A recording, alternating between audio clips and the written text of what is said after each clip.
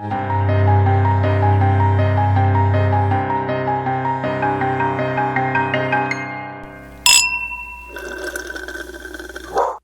everybody. Welcome. Fun fact. Yeah. Besides, like, all the fun facts we just relayed, you get a bonus one today, which is that yesterday we did a Ouija board. Yeah, this is why we're so, like, all of a sudden anti-Christ, because the Ouija board is like, showing up within us.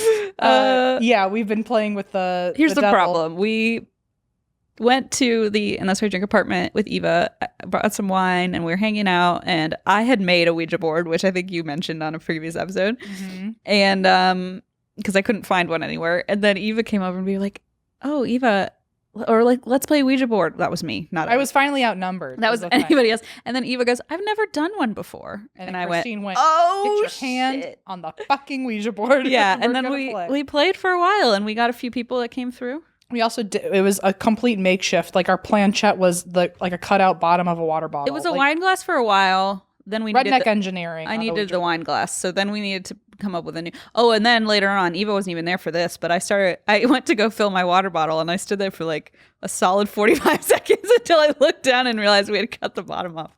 That was pretty stupid. Anyway, we update. Sorry, I'm eating. All right, shouldn't I? You go. Very good sound wise. Anyway, yeah. So we did a Ouija board, and a couple. There were 10 spirits apparently that came through. Spirits, yeah. Apparently, one followed me from Cincinnati. One followed Eva home. Well, right. So one followed me from Cincinnati, which I didn't love, and then today we got a text from Eva saying, "Hey, I have a story," and I was like, "Oh boy, here we go. What did we do to poor Eva? We ruined her." And yeah, so. Eva, can we share your story? Okay. I'm going to do it anyway. We're going to do it. Okay, excellent. I feel like at this point she knows anything she says will be broadcast. We should. Eva, can you bring your little friend in? No? So let me tell the story. Okay. What? Okay. So, God damn it. Okay. So, why don't you tell what happened? Okay. Why? Something about to happen? No. Okay. You're the ghost expert. I want you to explain. Oh, aha. Well. The expert between the two of us. Yes. Sure. Listen. So so Eva felt like something was following her all the way home, and she was like, it's really weird because I feel like I'm at peace even though I should feel really uncomfortable because we just played Ouija board. Seem fair for a ghost to be like, I'm following you, but like you're not allowed to be stressed about it. Right. Like, So she felt something even all the way till she got to bed. And then when she got to bed, there was a cat toy on the floor next to her, and the tag on it was moving by itself. Yeah, it was kind of like waving around, and there wasn't like there wasn't a draft or anything that would have caused it. And she said, much like all the stories she reads in like the listener episodes, she just turned around and went to sleep, and it didn't bother her. Yeah, finally she's one of those people where we're like, how did you what?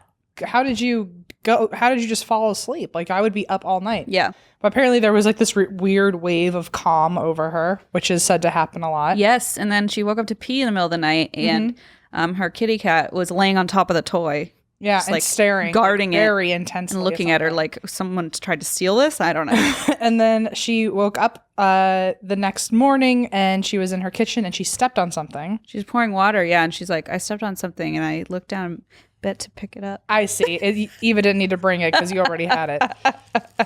Look at this. Okay, well, I kind of ruined the bag. I'm sorry, but Eva pulls this out of her tote bag.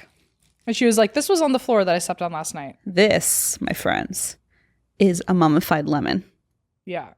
I mean, what? So now we have two. And by the way, she was like, I cleaned out from under my fridge recently, so it's not like she didn't think it came from under the fridge. So who knows where this came from, but it's a mummified lemon that she stepped on in the middle of her kitchen after weird activity and after we forced her to do a Ouija board. So oops. Lemon's a daddy, apparently. We always knew that. We always knew. He had a way with the other citruses. Lemon's a gentle them, so. A gentle them, yes. Yeah. So anyway, now there's a baby lemon. Now there's a baby lemon. Now you've got one to bring home while I keep real lemon. Yeah, you better actually. Eva was like, maybe you should check on real lemon and make sure like. Real lemon's fine. Like, what was going to happen? What? It's like a You said maybe Chef Boyardee all the way from. I said that one probably Chef Boyardee all the way from Cincinnati. It could be. Rolled the whole way here. Well, what was I going to say? I don't know. I'm just kind of taken aback by the fact that there's two of them now. But also, like, since we have the other one in a glass case, now that one should have like a tiny glass case. It's like a golf ball size glass case. Lemon isn't a golf ball size case. This one needs like a paintball or something. like a ping pong ball. I don't know. That's not even that much smaller, huh? A jelly bean case. Yeah, that buy one on Amazon. Like a mummified lemon case. You get it. Yeah, right. Why don't we just go straight to the source? I don't understand. In any case, this is what's happening currently. When I come to visit, I just decide everyone needs to play with my homemade Ouija board, and then I leave. Which probably is like more enticing to the devil of like, oh, this isn't the legit thing. This is like the weird knockoff version we can really fuck with.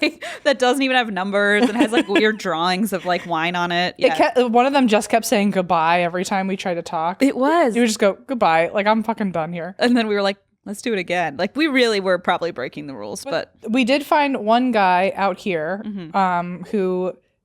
he felt like he was kind of like an older dude. Yeah. His name was Tom Smart. He was an engineer in the Army during World War II, and then he ended up he was from Oklahoma, but he moved out here afterwards because his wife Beatrice had family out here. And we even said like, oh, like, what do you think of Beatrice? Is she like super pretty? And it like went yes. So like Tom still got the hots for Beatrice. And apparently they're buried out here somewhere. No one visits them. And so I was like, oh, well, tell us where you are. We'll go visit you. And then we kind of got like a half answer. It said park. And then I like went off on a tangent and I think I like led myself down the wrong path. But it's a park somewhere. When we asked what park, didn't we get the word mine or something? Like his own fucking park? Mine. Maybe like a mine, like a coal mine. Oh. I don't know. Who knows? Anyway, so we did that, and we also talked to one of the ghosts from Christine's very old haunted house. Yeah, and it was like I like had this sinking feeling because I had researched the history of the house, and there was this one kid who had been born in like a certain year in the late 19th century in my house, and was like a teenager and was mentioned in some sources, and all of a sudden there was this teenager, and it started to spell like my hometown, and Emma was like, did you come with Christine? And it like shot to yes. And I was like, oh no. Yeah. And apparently like has played with Geo. Geo doesn't like him. Yeah. He's like, I tried to play with Geo, but he like wasn't interested or something. And then he doesn't like Juniper. He does not like Juniper. Right. But he said he likes me, which Emma always asks. And I'm like, can you imagine if it says no? I apologized. I went, are you happy with like Chrissy and Blaze living in your old house? And said yes. So like, yes. So hopefully he's just not being polite. Good. But so that was weird. And then I went back and we asked how many siblings, and we went back and found out it like matched, and the year matched, and the date matched. It was really strange. Yeah. But anyway, he seems... The only reason I'm not giving more information is because I don't want to reverse triangulate my house. Well, also, he specifically requested that he didn't want us to know his name or anything. That's true. And we ended up finding out his name. Oops, we broke that rule too. We made it clear that we didn't want him to... Oh yeah, and he was a very private guy. He kept saying Royal Air Force, and then it turns out like I'd forgotten his dad was from England, and so like that freaked me out. I don't know. The whole thing was weird. Anyway, it was weird. These are our ramblings. Welcome. This is the new Bible. This is the New Testament. Correct. Yeah, the newer Testament. The newest Testament. The newest, because we don't want anyone to make a newest. So we're the newest. Yeah. The Final Testament. Let's call it that. The Final Testament. Doesn't sound dark and ominous at all. Sounds like a horror movie. Anyway, here's my story of as of late. So I know I've mentioned this before, but it's still one of my favorite things that have ever been asked to me online. But during an Instagram Live where I took the reins by myself, I think you couldn't make it to our Instagram Live, and someone took advantage of this opportunity to ask every intimate question about you while you weren't there. And the first thing they asked was, what does Christine smell like? Oh, yikes. And I was very, very excited about this because I got to say, Christine smells like native deodorant.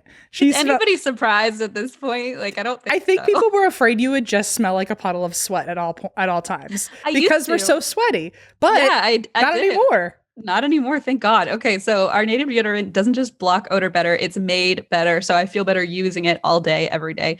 Native has ingredients you've heard of like coconut oil, shea butter, and tapioca starch, and it's vegan and never tested on animals. So don't worry, use it to your heart's content. And aluminum forms a plug in your sweat glands to keep you from sweating, and that's why Native never uses ingredients like aluminum, parabens, sulfates, or talc.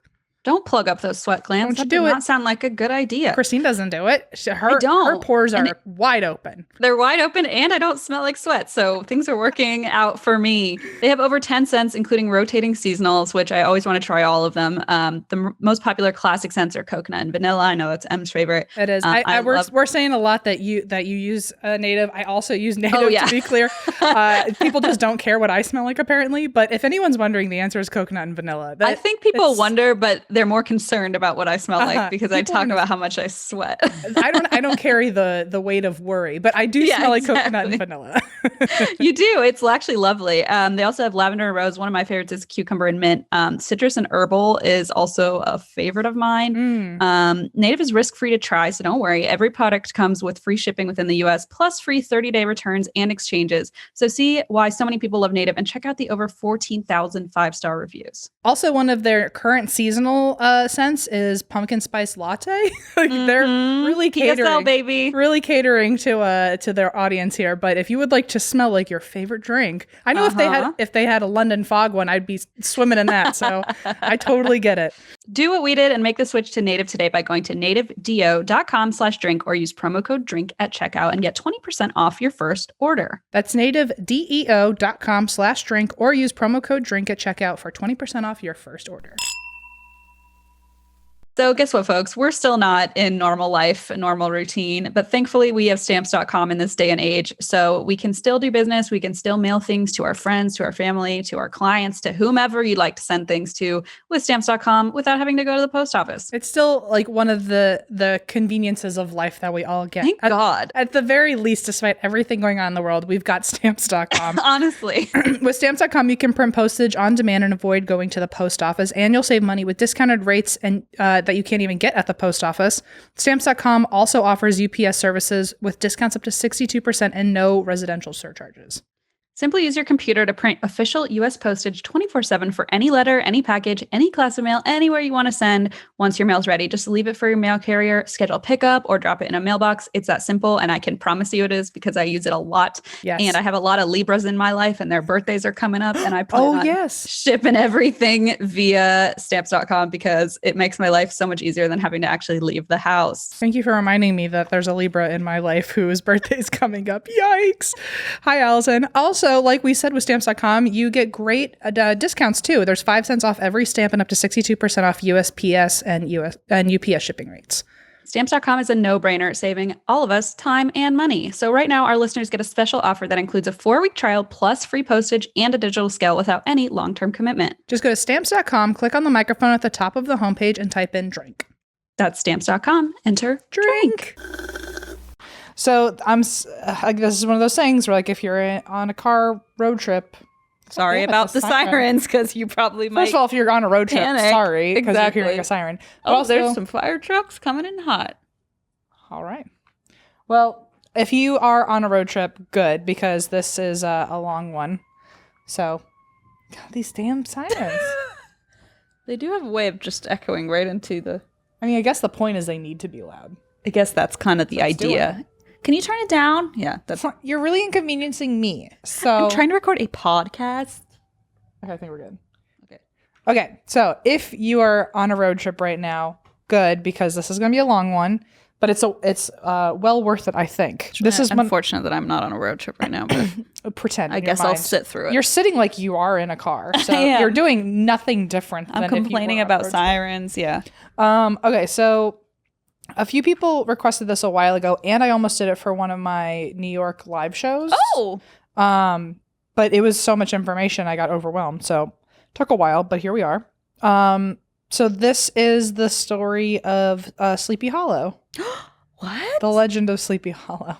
Which I thought was interesting. A lot of people wanted me to cover it, but I didn't know why, because it felt like I was just going to be doing notes on like everyone's school play. Like it felt like everyone already kind of knows the story. It's a cartoon movie too, right? Yeah, like an animated movie. So I was like, everyone already kind of knows this. This isn't. I guess, but everyone wanted to hear it. I don't really know it. I don't think. Well, I don't remember. The whole first half of this is me just doing the history of the Legend of Sleepy Hollow and the author Washington Irving. So.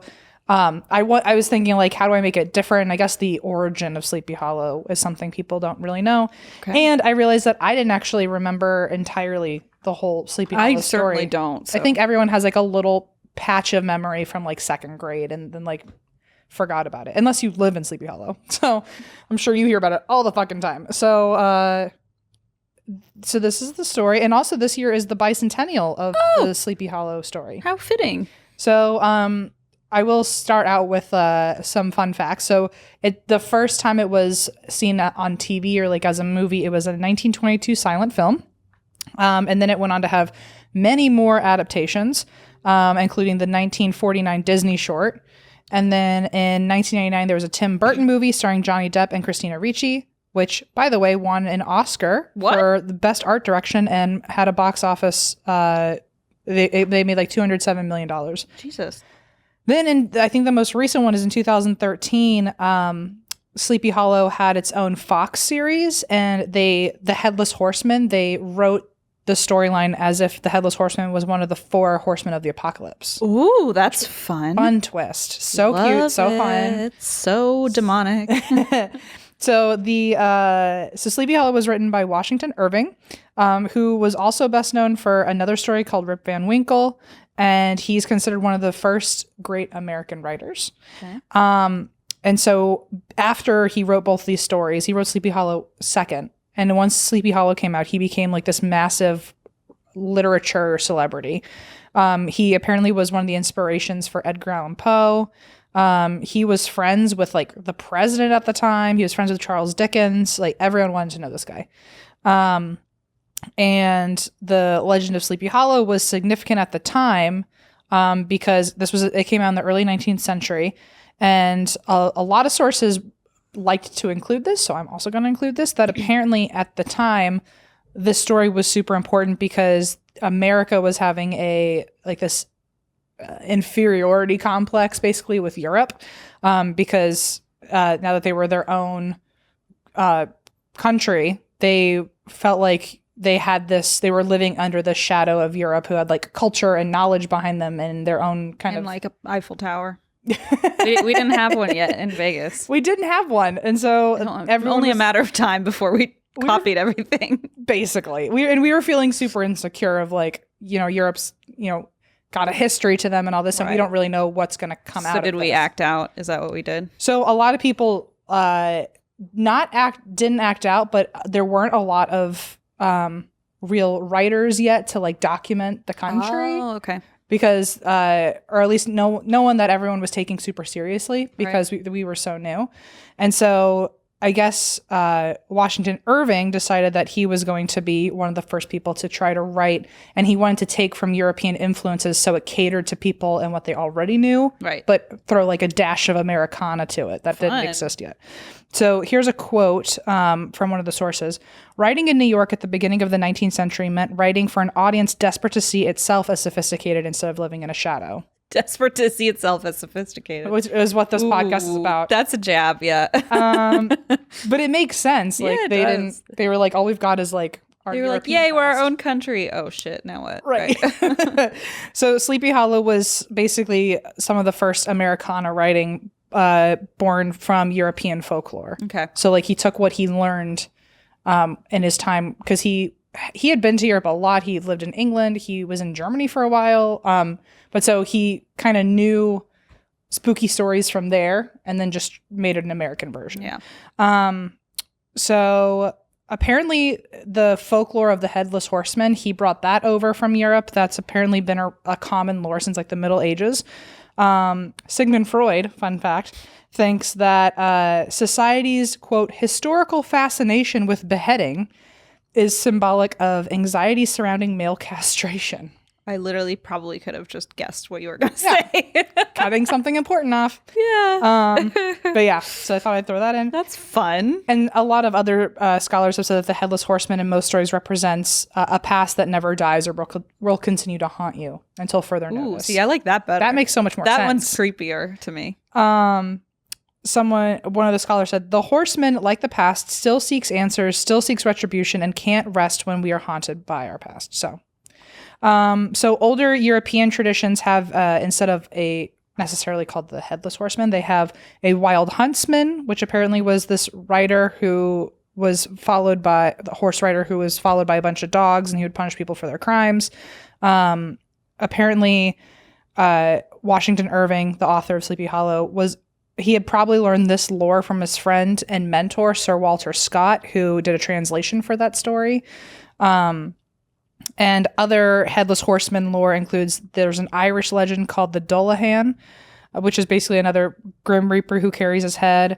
the Green Knight in the King Arthur legends, the horseman that haunts the Isle of Mull in Scotland. There's a Tild huntsman in Scandinavia. So there's headless horsemen all over the goddamn place. Just like won't leave us alone. Just like, come on, find your head already. We get it. So you're obsessed with castration. I get it. You're so obsessed with yourself. Like who isn't at this point? All of these combined with the local lore that Washington Irving was hearing about in the town he was in, which I'm going to get to that in a second. It all kind of was a Mod Podge and like just created the Headless Horseman through all these different lores he'd heard. Okay. And the local lore that he was hearing outside of like European Headless Horsemen, he was hearing about this one soldier during the Revolutionary War, who was probably a Hessian soldier, who I guess they were contracted by the British.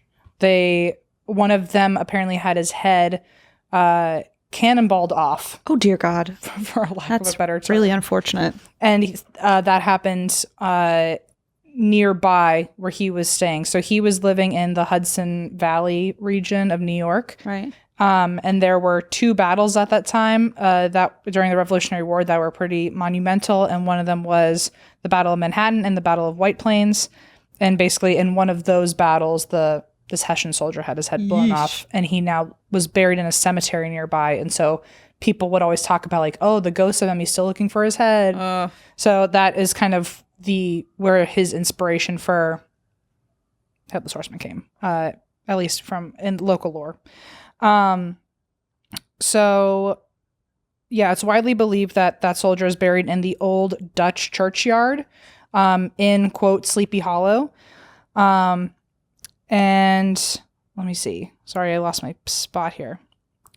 Okay, so the story that he ends up writing, The Legend of Sleepy Hollow, takes place in the 1700s near Tarrytown, New York. And this is considered America's first ghost story. Oh, wow. So sorry, I feel like I rambled and like talked in circles a lot about the soldier, but there was like a lot of places he pulled inspiration from. Sure. But the thing that really like solidified it for him was the fact that he was living in that area and was like, I'm going to write a story about this because this is the first ghostly thing I've heard in this country. That's cool.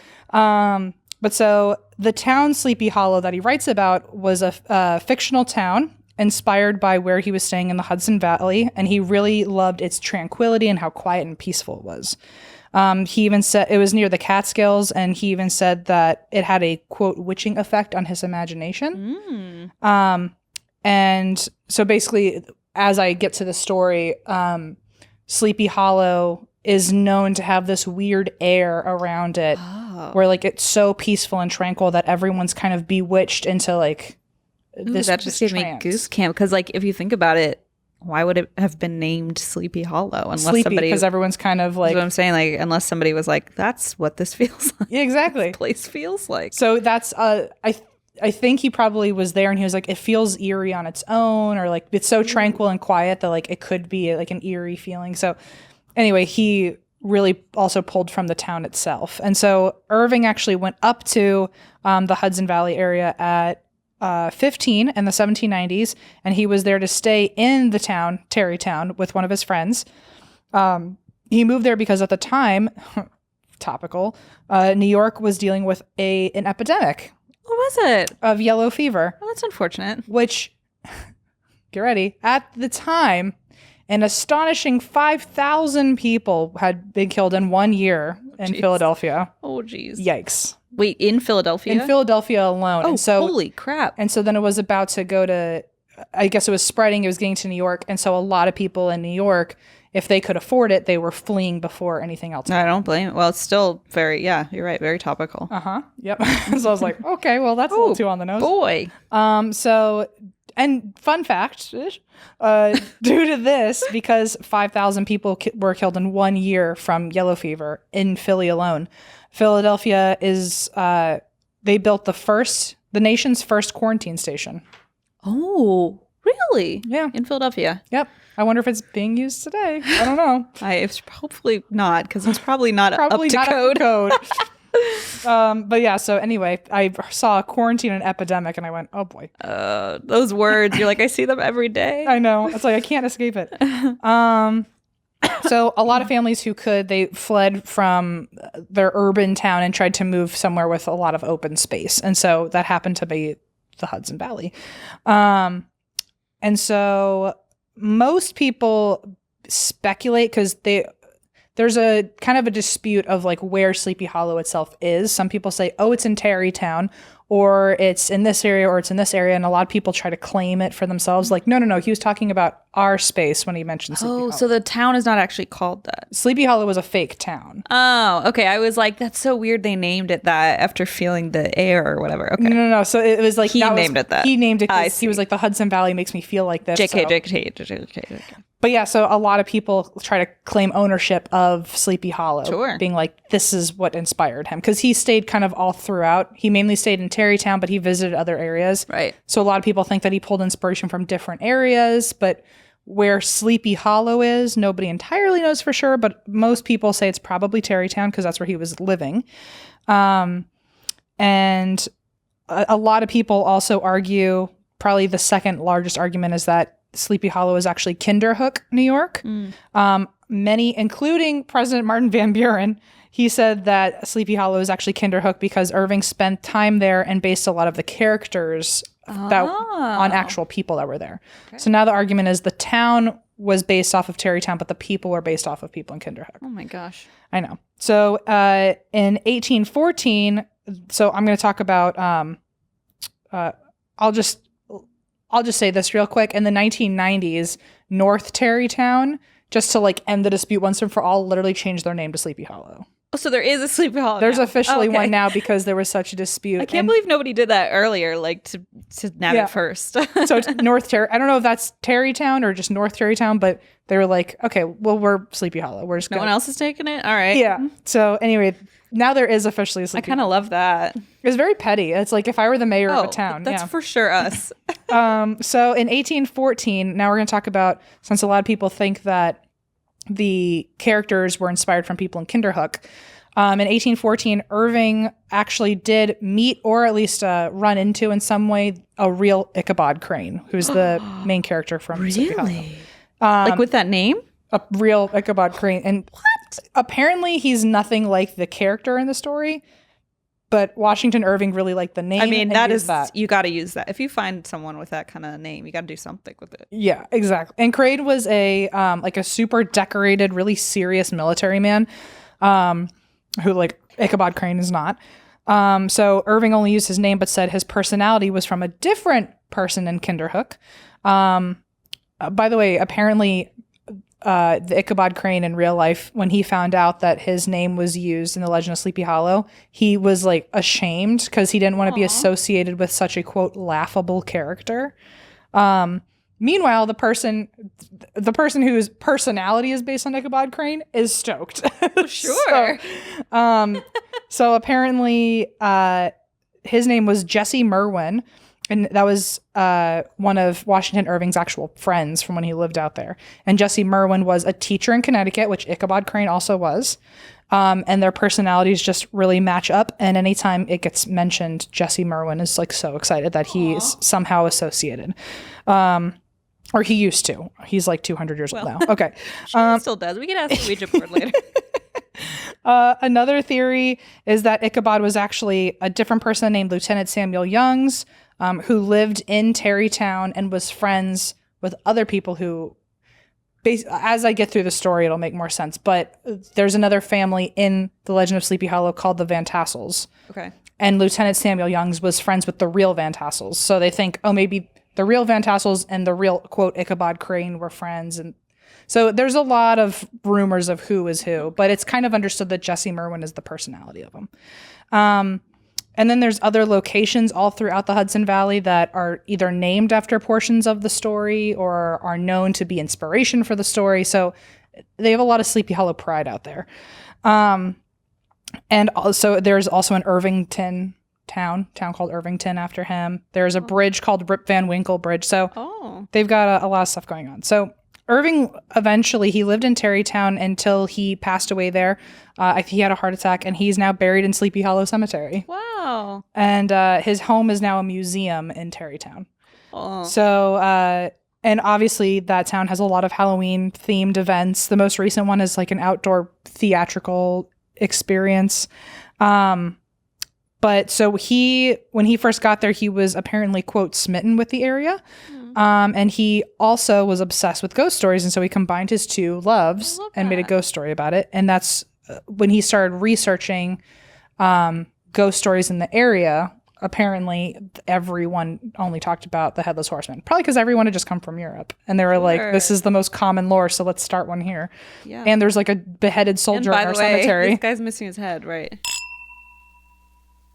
All right, I know you think that I'm looking really beautiful today. I can tell it. You are. I also told you, I said the word goddess to you earlier. You did, actually. It was very kind of you. Yeah, you look fab. And you also look fit, and that's pretty fun of you. Wait a minute. Wait. You got it. What's going on? You hit the nail on the head. I've been using all of my FabFitFun products nonstop, especially because I moved into a house. I didn't have much. Then my FabFitFun box arrived, and now I'm just filled my house with it. They're just living out of your FabFitFun box. Like, actually, though, because I have like all the stuff in my bathroom, for example, I left pretty much everything behind or had to toss it. And now I have like my makeup eraser. I have a brand new one from my FabFitFun box that erased all my makeup without having to use makeup wipes. I have these like Spongel. I don't know if you've used these, but they're amazing. These like exfoliating loofahs that like have the stuff in them. Oh my God, good exfoliating loofah with stuff in them. Love That's right. Those. Yep. Well, fortunately for all of you, FabFitFun's new members picks box is on sale now. So whether it's the Michael Kors passport wallet or a Tarte hydrating moisturizer, the members picks box is curated specifically with their members' top rated products from past seasons. Yeah, think of it as our members sharing the love just for you all in one box. So it's like the best of the best. So you're welcome. You're welcome. Yeah, exactly. It's time to customize your box for the fall season. Sign up today to receive your first box and join a community of over 1 million people who are already obsessed. Use coupon code DRINK for $10 off your first box at www.fabfitfun.com. That's code DRINK for $10 off your first box at www.fabfitfun.com. Hello. Fresh. Welcome to your, and that's why we drink reminder that if you are not a member of HelloFresh, you are sorely missing out. You're making a huge mistake because HelloFresh is our favorite. They send you pre-measured ingredients and mouthwatering seasonal recipes straight to your door. It's America's #1 meal kit for a reason. And by the way, they let you skip those trips to the grocery store and you can cook at home, but it's easy. It's fun. It's affordable. Don't even worry about it. Bada bing, bada boom. You can save money. You can save time. You save your stress. I mean, listen, there's not a thing that it doesn't help in some way. I mean, HelloFresh offers convenient delivery right to your doorstep. With HelloFresh, you can save 40% versus shopping at your local grocery store. And like we keep saying, it's more convenient, but there's also a lot of variety. HelloFresh offers so many delicious options every week to help you break out of your recipe rut and try new things. I recently just had the Santa Fe pork tacos, which like I would have not made those on my own if I didn't have HelloFresh showing me delicious ingredients before my very eyes with a recipe list telling me how to do it. It's actually incredible. And the best part is it's so simple. And they send you pre-portioned ingredients. So you're not like overbuying ingredients, having to throw them away. Not good for the planet, not good for your wallet. And you can make a meal right there in front of you. No waste. It's amazing. You can even easily change your delivery days or food preferences. You can skip a week if you need to. So it's also no stress, no pressure. And HelloFresh is committed to making fresh, delicious food available now more than ever. They've taken extra steps to keep their employees and customers safe, including contactless delivery, tamper-proof packaging, and team member wellness checks, which is lovely. I mean, at this point, whether you're new or old to the show, we are obsessed with HelloFresh. We have talked about them for many moons. And please join us on this journey because you're missing out. You're missing out on some very good food. Go to HelloFresh.com/80drink and use code 80drink to get a total of $80 off your first month, including free shipping on your first box. Additional restrictions apply. Please visit HelloFresh.com for more details. So in 1817, after the War of 1812, he went to England and because he wanted to join a bunch of literary circles and like really perfect being a writer, but he had some writer's block and he ended up talking to his brother-in-law, like being like, what are your favorite memories growing up? And so he realized that he loved when he lived in the Hudson Valley as a teenager. So that night he like stayed up all night and wrote this collection of stories called The Sketchbook of Geoffrey Crayon, which was his pen name apparently. What? And it was in 1820 it was published, and it was called The Sketchbook by Geoffrey Crayon. They're like, we'll put that in small font. Yeah, in crayon. It's crayon. And so he hoped that no one would know about it. I think he just wanted like a raw opinion from people without his name attached to it. But one of the first people that wrote a review for him was one of his best friends in publishing named Henry Brevoort. And this is my favorite part of my notes, is that apparently Henry Brevoort and Washington Irving are suspected to have been in a relationship. And so there's a lot of speculation that Irving was gay. Yeah. And to a point where when Henry got married to a woman, people have found a letter that Washington Irving wrote saying to Henry, saying that his wife, quote, completely usurped my place. Okay. And I'm about to actually cry. in the letter he said he hopes that she may prove as constant and faithful to you as I have. So it's like a breakup letter. Goose cam. That's just like heartbreaking. So there's a lot of talk that they were together for. He's like, well, I'll write your book a good review, I guess. I don't know if it happened before or after, but it was a rave review at the very least. He's like, I guess I can do one thing. And was Irving married? I don't know. I don't think so. I guess not. If there's also a few, apparently in other stories, it's like been either implied that he was gay. Like he never had any like, it sounds like a lot of his stories, no one was married or anything like that. I don't know. It's not, there's apparently a lot of speculation. I'm like no writer, but I saw in a few sources when I typed in Washington Irving on Google, like gay came up as one of the things. So like, I'm not the only person to have looked into it. Clearly. But yeah, so anyway, he wrote a rave review, but in the review, he outed Washington Irving as Geoffrey Crayon. Oh, so people didn't. So people found out immediately that Washington Irving wrote it.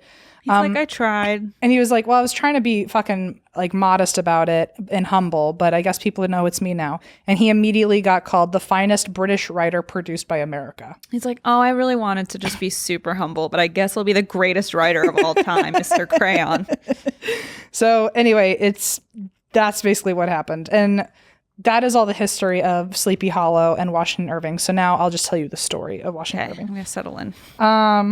So to start out, it's narrated by this Dutch historian. That's what they say, at least, like in the writing. It's like, here's who's reading this to you, because it's not Washington Irving or Geoffrey Crayon. Now it's Diedrich Knickerbocker, who, by the way, did you know Washington Irving coined the term Knickerbocker?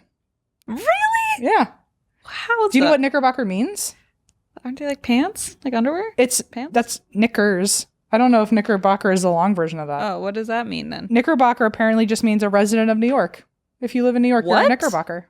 Did everybody know this except me? Well, there's like a hotel or something called the Knickerbocker, I right? knew that. It'd be funny if it was called like the Underpants. The underpants. I thought it was like the old-timey pants people wore. Bloomers?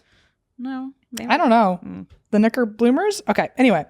Diedrich Knickerbocker, which apparently, as this was written, was referred as a resident of New York. That's excellent. So, someone in New York is like, I know the fucking answer. Or someone's like, I don't know what you're talking about, but I guess we'll take it. Listen, take it. Run with it. Take it. We just told you you're called a Knickerbocker. Put on your Knickerbockers and run to New York. Okay.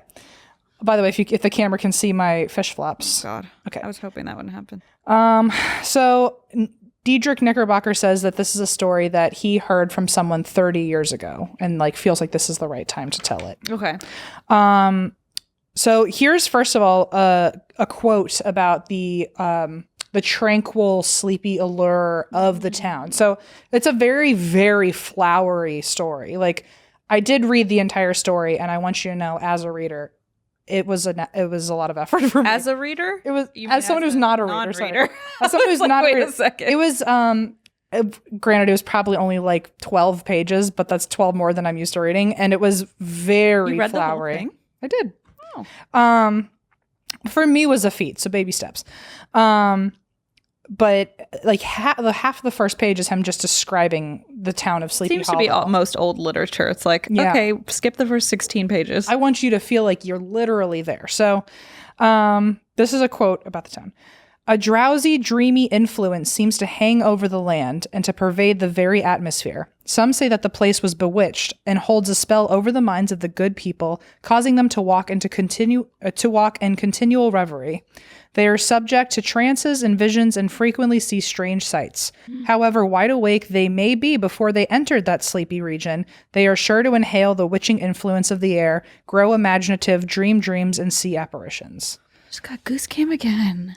Don't skip the first 16 pages because this sounds lovely. So it's basically like, even if like you're not like someone who lives there, if you're just popping in, if you're there long enough, at some point it will take you over. That's and so cool. And I need to go there. I'm like way too high strung for my own good. Well, so it also, I guess, implies that I was reading a lot of analyses on these. Like I was trying to read like the Spark Notes, like explanations, but a lot of people see it as like, it was almost like this town was a Groundhog Day, where every day it's very sleepy. Everyone does the same things, but everyone without fail is just like a believer in ghosts, and every single part of the town is super haunted, and everyone takes it as just fact. Wow. And so they were all very used to like seeing, everyone saw the Headless Horseman at one time or another. Everyone had a haunted moment on the bridge. Everyone had a haunted moment in the church. Like it was just like a day-to-day life. Yeah, exactly. So,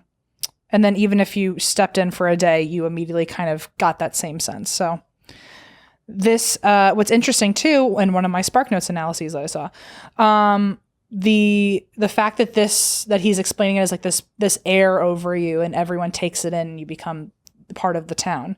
It was, a lot of people saw it as his way of discussing the epidemic going on. It was the contagion that was part of a town creepy. That you couldn't escape. So that was kind of interesting and spooky all at once. So anyway, the main character is Ichabod Crane. He was new to town. He was from Connecticut. He was going to be the new schoolmaster in town.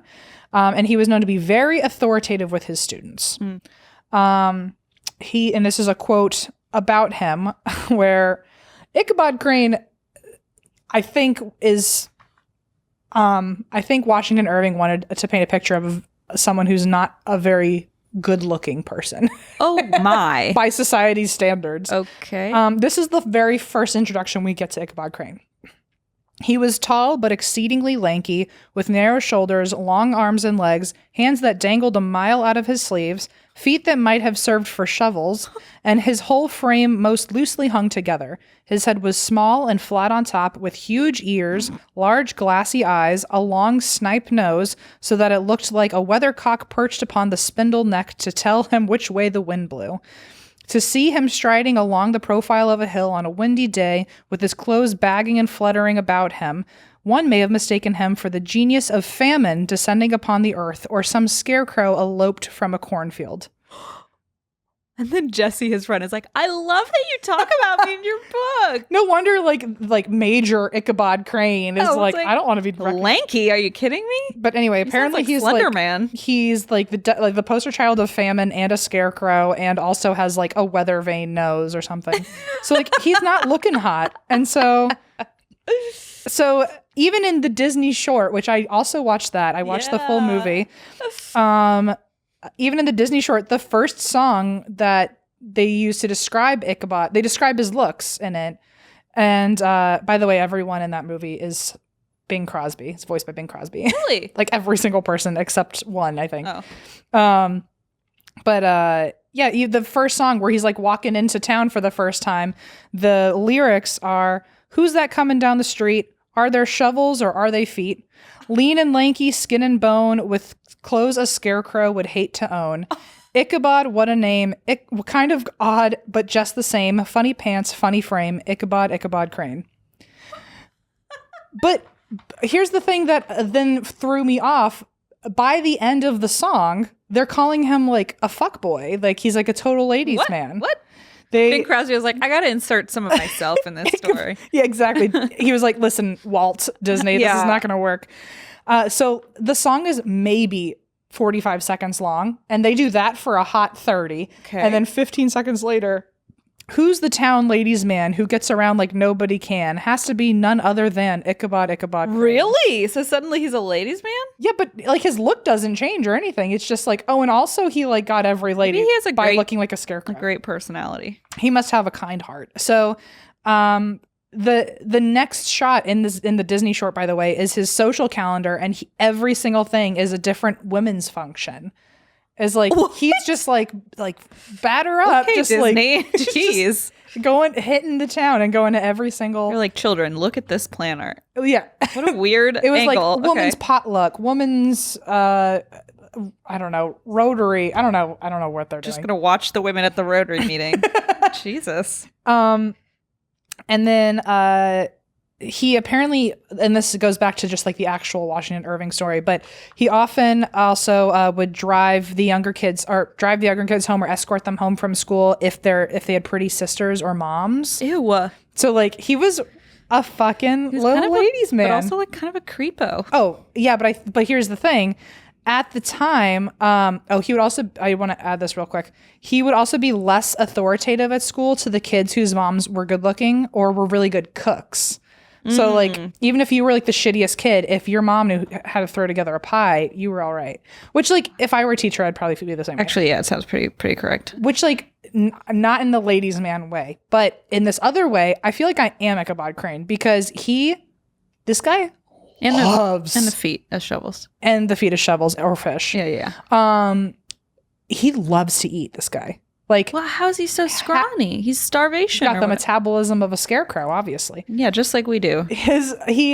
And pretty much anytime that that Washington Irving is writing this or Diedrich Knickerbocker is narrating it, anytime they're talking about his like inner monologue, he's like describing food. That's fantastic. And I'm like, holy shit. And that's another thing that people say too about it, kind of implying that Washington Irving might be gay, because even times where he's fantasizing about women, he's actually just thinking about the food at the house that he's gonna when he sees them. And Disney's like, we're gonna lean into the woman part though. Yeah, he's like, I have a crush on this woman, so I better get to her house and then eat all of the delicious food and then fantasize about that.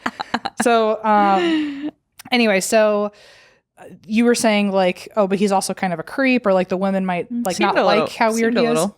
But at the time, apparently schoolmasters in rural areas were like just the most sought after men. Oh. Even though they didn't make a lot of money. So like if money didn't matter to you, a schoolmaster was the one for you, because they were still seen as superior because of their educational status. They could read and write when a lot of people couldn't. They were seen as very cultured, knowledgeable, gentlemanly. They could carry conversations because they knew they could talk about anything. Probably somewhat straight-laced because they have the rules. Yeah. I don't know. And they're good with kids in theory. So, and this is in specifically rural areas where you don't really know anyone outside of your community, but a schoolmaster was known to be a traveler. So that's where the cultured part comes in too. Because they would kind of just like sign a contract and stay in one spot for a little bit, but then they could tell you all about their travels. I guess I see why Jesse was kind of into this portrayal then. Yeah. He was like, okay, yeah, call me a scarecrow, but call me a ladies' man. That's fine. And so these were all the reasons that made, regardless of his, like his looks that society normally wouldn't have enjoyed or whatever, he was still the most sought after because they were like, we could talk to him about anything. He is confident in a room. Right. He knows how to read and write and can tell us all about books he's discovered. And so basically the women were all after him because he could hang out with them and have confidence, versus the quote shy country bumpkins who were less educated and couldn't provide that kind of intellectual relationship. That's as the way it was put. Another reason they liked him is because schoolmasters were notorious for knowing all the townspeople pretty intimately. Because like I said, they would travel into a town that they didn't know. And so as part of the school teacher contracts of the time, I don't know if there was really a contract, but the agreement that a schoolmaster would make is that they would get paid less money, but they would get free room and board because the town would agree to house him on a rotational period, which meant that the schoolmaster was living at one point or another in every single person's house. What? Which meant that they were like ripe with gossip. Well, and they knew who was the best cook for sure. And that's why he was like, oh, I'm going to be nice to you because next week I'm staying at your house and I know what kind of cook your mom is. I need that pot pie. Exactly. Yeah. So since people took teachers in on a rotational basis, he knew every single little nitty gritty thing. And so women also loved him because he would I think I'm in love with him. I'm not really sure at this point, but I'm like, what's happening? I'm like, okay, Ichabod. We're all in love with him. So while he was living in these folks' home, beyond gathering gossip to woo the ladies, his favorite activity was just sit at the fire at night and just talk to them. And he would like to ask them their favorite spooky stories because Ichabod, much like Washington Irving, loved ghost stories. Got it. So he wrote himself into that character a little bit. Love that. He would travel and just want to hear about people's favorite ghost story. Love that for you, Irving. And so where are we? I lost it. Oh, because it happened to be Sleepy Hollow, Ichabod Crane was super stoked because he was like, oh, this is everyone has a story. Pinnacle the whole town is spooky. So he loved living here and just asking anyone what their favorite story was. And all of them seemed to be aware of their own eerie vibe to the town. They all knew that they were in a trance and didn't care. They were like, this place is spooky. We're fine with it. But in exchange for their ghost stories, Ichabod, one of his favorite books was Cotton Mather's History of New England Witchcraft. And so he would barter and be like, if you give me a ghost story, I'll tell you something about witchcraft. Okay. So they were both kind of learning something. And so that being said, even though it was his favorite thing, Ichabod was also super superstitious and would get freaked out very easily. And so when he would walk home, if he was staying with someone or meeting up with a friend, anytime he had to walk home, he would freak himself out because he had to walk through the really eerie woods at night. That's like Eva when we sent her home after the... And then he found a mummified lemon in his kitchen. But so that's important for later, that he is very quick to get scared. But one way, since he didn't make a lot of money, another way that he would kind of have a side hustle is that he did some random farm work at whoever's house he was staying at, or he would also teach singing lessons in town. And so when one of the students that he taught singing to was Katrina Van Tassel, who was the daughter of the richest farmer in town. Nice. And here's something weird, but she was 18. Apparently she was known to be a flirt. She knew that all the guys wanted her because she was the richest man's daughter. So she allowed it. She was like, okay, you can court me, and you can court me, and you can court me. But she was described as plump as a partridge, ripe as one of her father's peaches. Ooh, that's again, this weird little interest in the food more than anything else. That's right. It is food. You're right. If I don't know. I don't know where I was going with that sentence. You are plump as a partridge. I had 5 different things I was going to say, and then I ignored all of them. But I guess if you are sweet as apple pie. I'm trying to think of other. If he is gay and he's trying to, if he's trying to imply that he if he doesn't know how to describe women, I could see him being plump as a partridge. I like food, I guess. Yeah. It's she looks delicious. I think. Really hyper focusing on some other thing. So arguably, this is my own analysis and my own critique, but arguably he doesn't want Katrina, even though in the story it's kind of this little love story of, oh, he wants to be with Katrina. But I, for the first time ever, read this thing to back up my own opinion, but he does not really like her. It sounds more like he just wants access to all of the farm animals that her to eat them. To eat them? The first time he's describing her, there's yeah. Maybe? Yes. He, in his description of Katrina, the first sentence is I like Katrina. She looks like a peach or something. And then he's he goes into such lush detail about the ways he would eat these farm animals of what the hell? Because he's thinking think of the bacon from that pig and think of what the steaks from this cow and think about he's obsessed. Is he actually starving? It sounds like maybe he's never had access to any of the food. But it's pretty weird. Listen. You argue that he's not that into her. He's into her food. I was reading his descriptions and yes, they were weird, but I was on board. I was yeah. Fuck, I would think about that too. I'm actually hungry now. He described the chicken, the geese, the turkey. I mean, any food there. anything that he could cook somehow and then eat, and he would have access to it if he married the person who owned the biggest farm in town.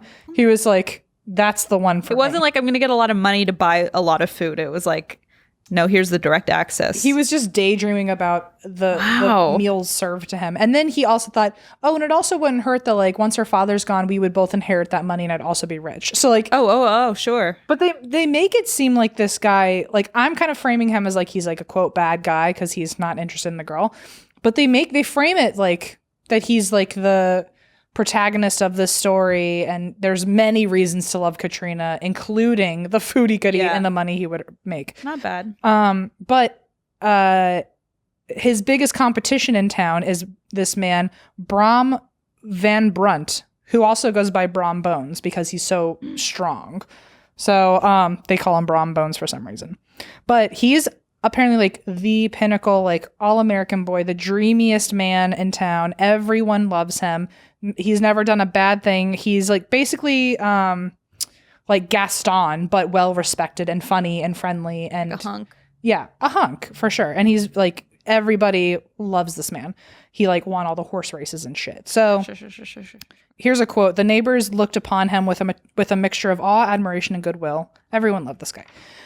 So the guys in town knew that Brom liked Katrina, and they were like, we respect this guy too much. Like, we're not even going to get in his way. Like, Katrina and Brom are going to be together.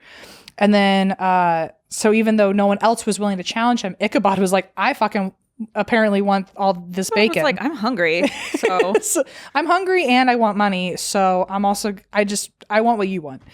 And so he decides like, well, I'm not anywhere near as strong as Brom Bones, so I'm going to have to be sneakier about this. And he starts coming up with this guise of like, oh, I'm going to teach private singing lessons at Katrina's house so they could be alone together. Okay. And so when Brom felt threatened by this, he and his friends started pranking Ichabod whenever they could, which like is such a nice, calm, friendly way to like, he must have really not really thought that he was like really threatened. He was like, okay, guy, like you can try, but I'm also going to prank you along the way until I win. But so here's a quote from when they would prank him, Brom and his friends. They smoked out his singing school by stopping up the chimney. They broke into the schoolhouse just to turn everything upside down. And Brom had a dog who he taught to whine in the most ludicrous manner whenever Ichabod would sing. That's my favorite. That's a very long, drawn out prank. Imagine how long you would have to teach. It would take to teach your dog that. Yeah, a long time. So one day Ichabod gets invited to the Van Tassels for a party, which was known at the time as a quilting frolic. Oh, I don't know why we're not having quilting frolic. Write that down. Eva, we got to have a quilting frolic today. We're having a quilting frolic. So he rushed his students out of school that day. He was like, you got to get out of here. I got to head out early. He got as dressed up as he could. And then he even borrowed a horse from a friend named Hans von Ripper, which is kind of funny because it sounds like Rip Van Winkle. It does. So I don't know if that was like a nod to it. It's fun. So the horse's name was Gunpowder. Gunpowder wasn't looking great. They were a match made in heaven, apparently, according to Washington Irving and Society's looks. The animal was a broken down plow horse. He was gaunt and shagged with an ewe neck and had a head like a hammer.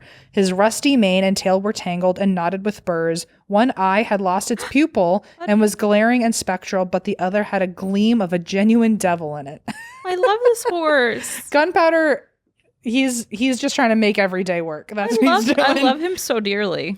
But yeah, so apparently neither of them are looking great according to Washington Irving only. But then again, like he's also hyper fixated on all this food. So I don't know what if he's really thinking straight or not.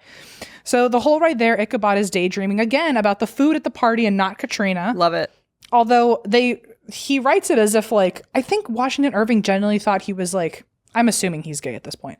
I think Washington Irving like thought he was doing a great job making it look like, yeah, I know how to think about women. And like, if I were Ichabod Crane and in love with this woman, I know how to, daydream and fantasize about her. I'm pulling it off. No one's ever going to guess. He keeps getting distracted then it's like by 4 paragraphs of like all the delicious food that's going to be at this party and no mention of Katrina.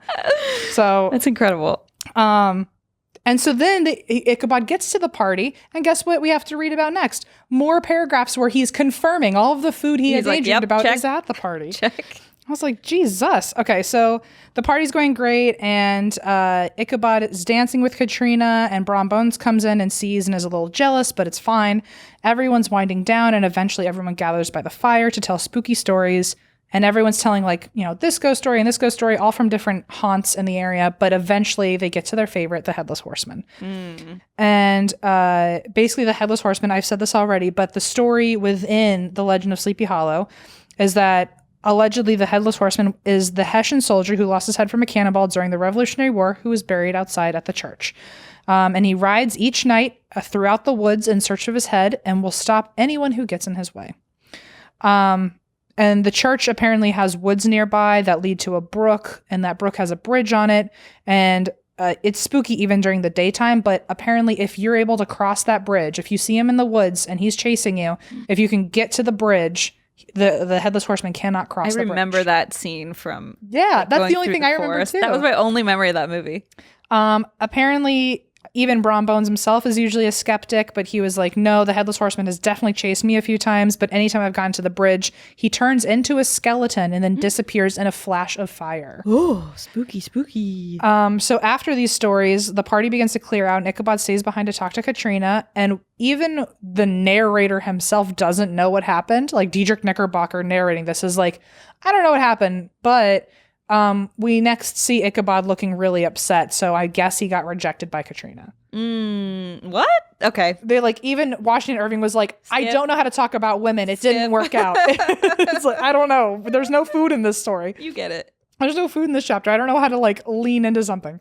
So, so all we see is that he's upset after the party. Clearly something didn't work out with Katrina, and so now he's walking home, and on his way home, he's still thinking about all the ghost stories too. Okay, so he's not thinking about Katrina. Okay, Washington Irving.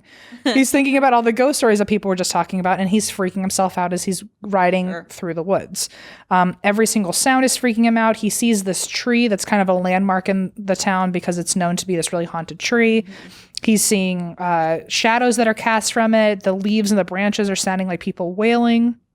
And nearby, he sees the brook and the bridge, but he hasn't gotten there yet. But all of a sudden, even though nobody likes being there alone at night, he's like wishing people were near him. He doesn't want to be anywhere in the woods by himself. And he's moving past one clearing, and all of a sudden, Gunpowder halts and won't move. Oh, no. And so Ichabod starts whistling too to try to like drown out the creepy sounds he's hearing. Yeah. Which to me is worse because you're just like calling yourself out as a prey. Yes, like, for sure. I'm right here, come get me. For sure.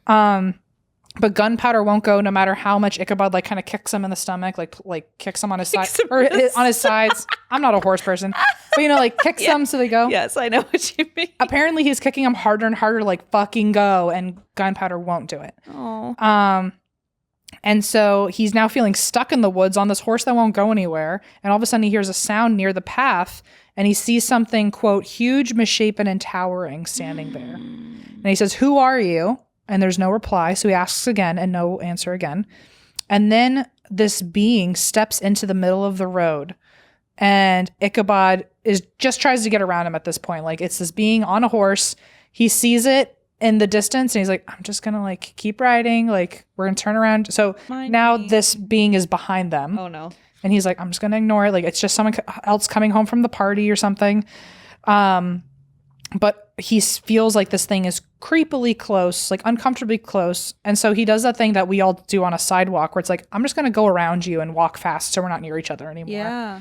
And then as he does that, all of a sudden the horse behind him starts getting faster and keeping up with him, even though he's trying to speed away. No. So then he thinks, okay, I'm going to just literally like go super slow so he'll go around me. I see.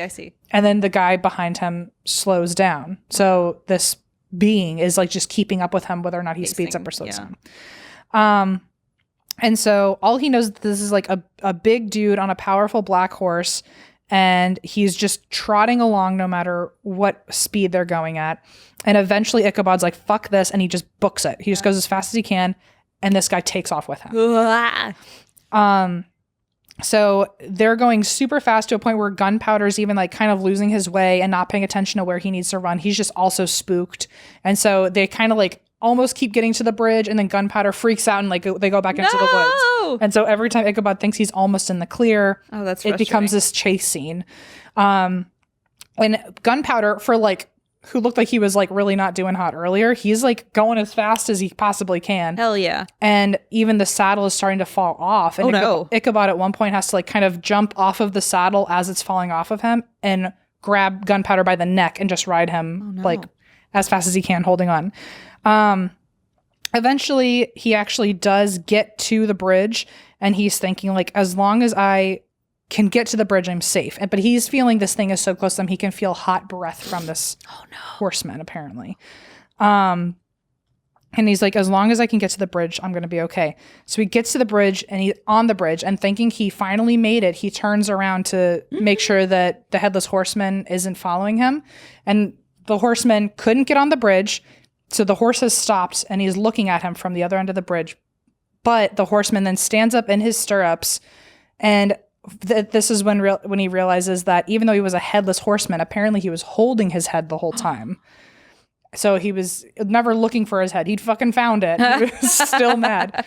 But then so the Headless Horseman stands up in his stirrups and chucks his head at Ichabod. What?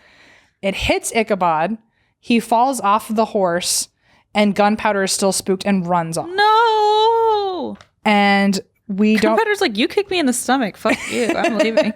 And then that's it. That's the end? That's it. We don't know what happened to Ichabod. But so the next morning, Gunpowder is found by himself. He's found in town without a saddle on. And Ichabod doesn't show up all day. But then once they realize that Ichabod has not come home for breakfast, lunch, or dinner, then they're like, okay, something's wrong. Ring the alarm bell. We have to go look for him. So they start going towards the bridge because they know he went to that party last night.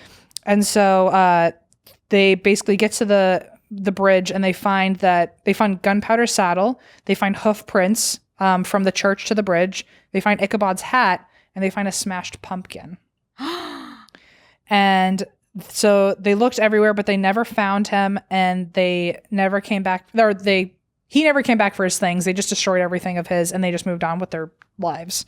But the narrator says years later, an old farmer had told him this story, and he'd been to New York, and he saw Ichabod Crane himself and confirmed that he's alive and well. Oh. And that Ichabod studied law, became a politician, wrote for the newspaper, and became a court justice.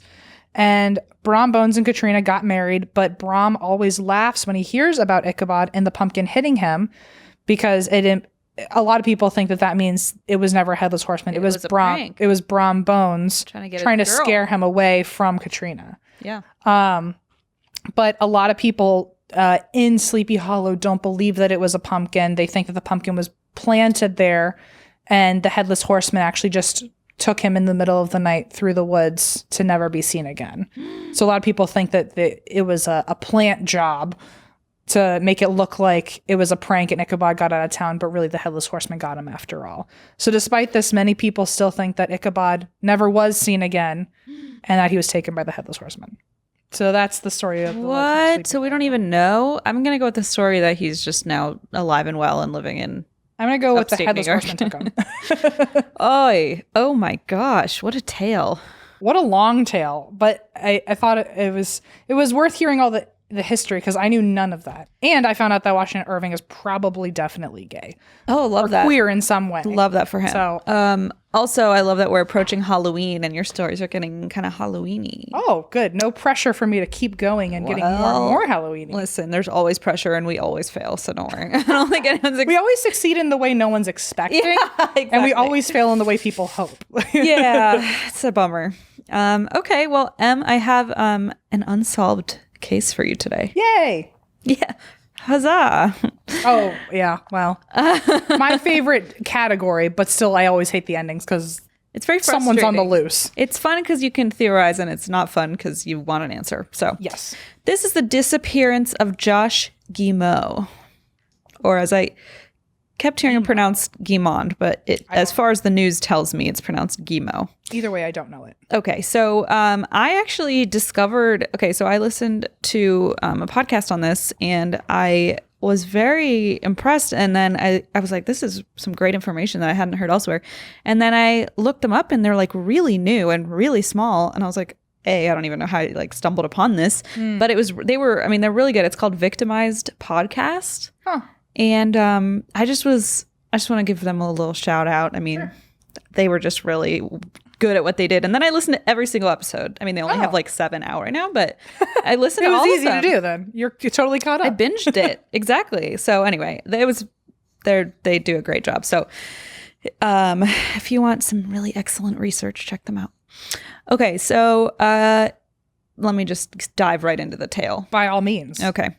John Guimond? Josh Guimond. Mm-hmm. Okay. It's Saturday, November 9th on a cold, wintry evening in Collegeville, Minnesota. 20-year-old junior Josh Guimond is playing cards and having some drinks with a group of 9 friends. So this is at St. John's University, where he goes to school, and he's at his friend Nate's apartment in Metten Court, which is like the north end of this campus. Between 11 p.m. and midnight, he says, like at some point during that time, he says to his friends he's going to run to the bathroom. And after a little while, he doesn't come back.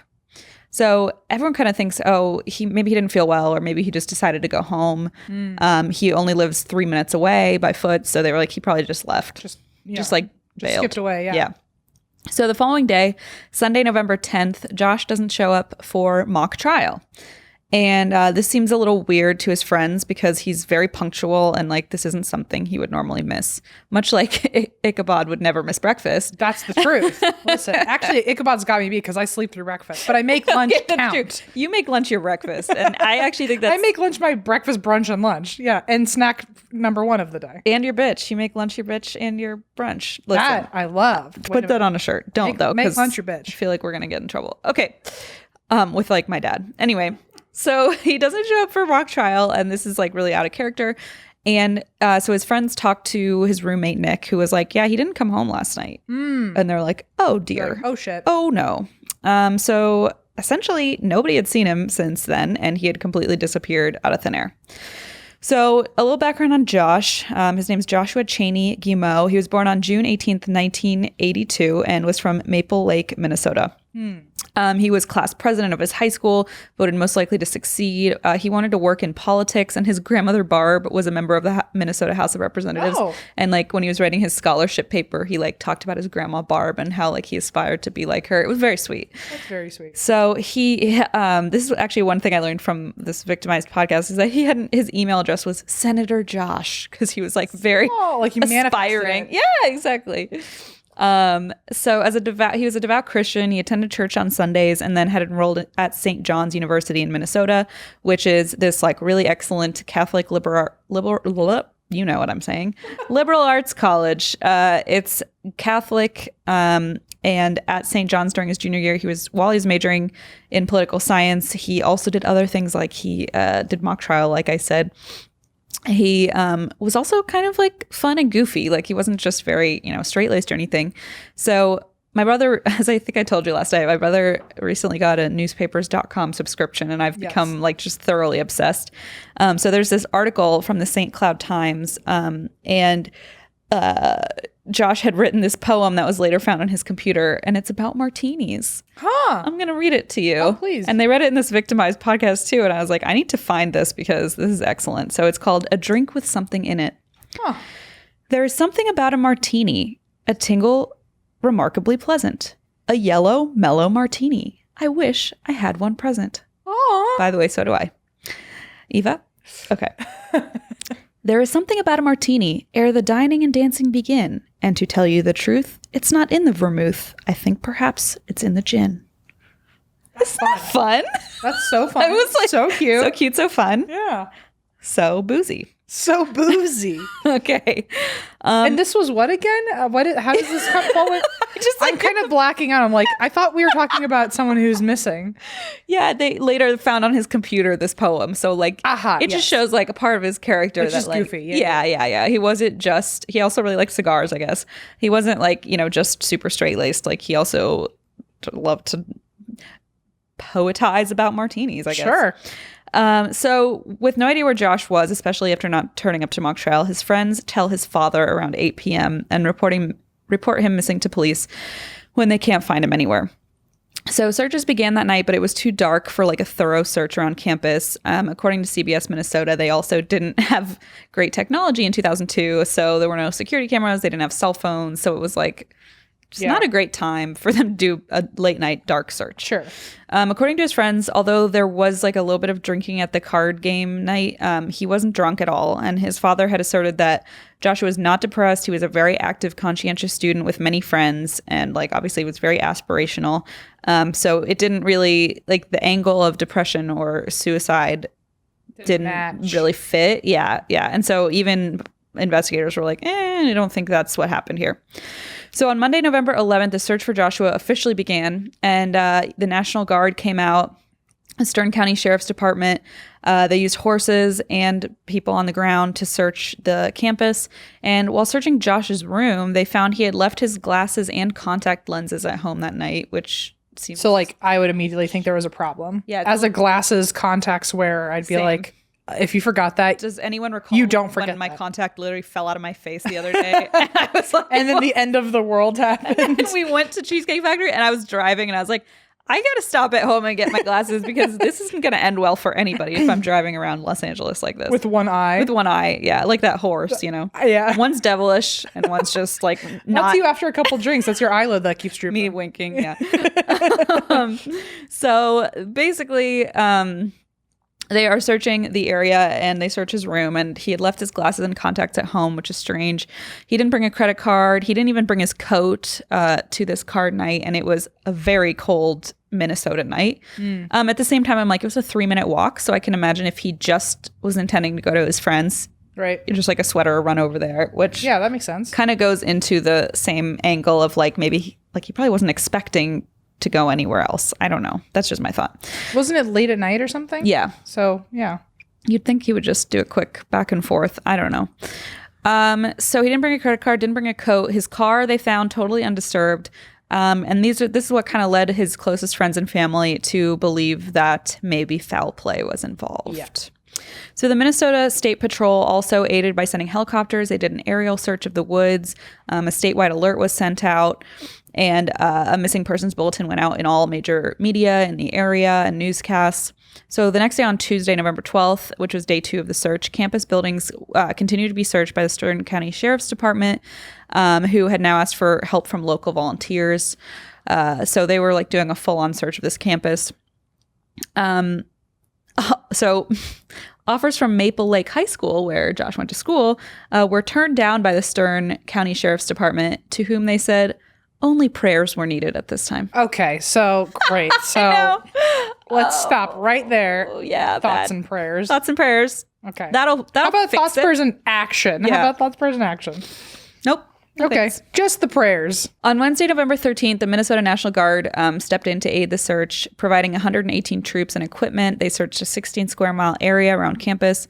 And after a search dog picked up Joshua's scent near Stump Lake, which is sometimes also called Stump Lake, which in German is Stumpf.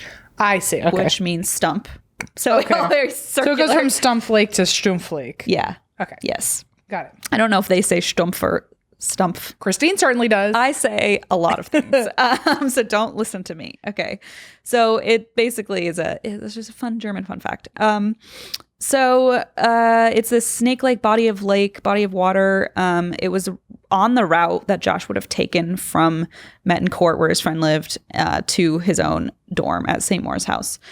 So the decision to lower the water level was approved to like see if they could find anything in this lake. It's not a very big lake either. Gotcha. So they searched and dragged the lake with the support of volunteers from the Trident Foundation, which is a nonprofit designed to respond to drownings or water-based crime situations. So they just like come in and... Interesting. Yeah, it's really cool. Didn't even cross my mind that type of company exists. We keep learning these like forensic roles. Blown away. I know. It's really cool. So the following day, which would be Thursday, so we're like 4 days in now. Yikes. Brian Guimond, Josh's dad, attended a meeting and press conference at the state capitol for families of 3 other young people who went missing within an 11-day period of each other. Oh. Yeah, so this is where it starts to get weird. Okay. And a 200-mile radius around Minnesota and Wisconsin. So their names were Michael Knoll, Erica Dahlquist, and Chris Jenkins, and now Brian Guimond was the 4th.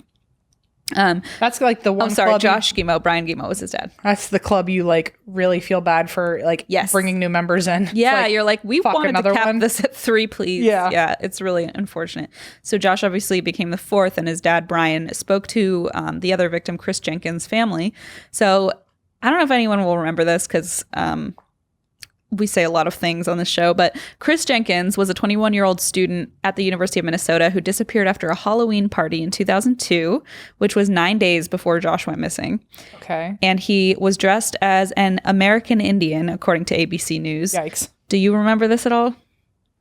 Okay. No. This has a connection to a story I covered a few months ago. Oh, did you cover Chris Jenkins' story? He was part of a bigger story. Interesting. That I will get to momentarily. So because Chris and Josh were of a similar profile, white male cis college students, the families were like, maybe something's going on. Oh, is this the storyline where someone was taking like all the preppy boys, like Smiley face killer? Yes. Yeah. Yes. Okay.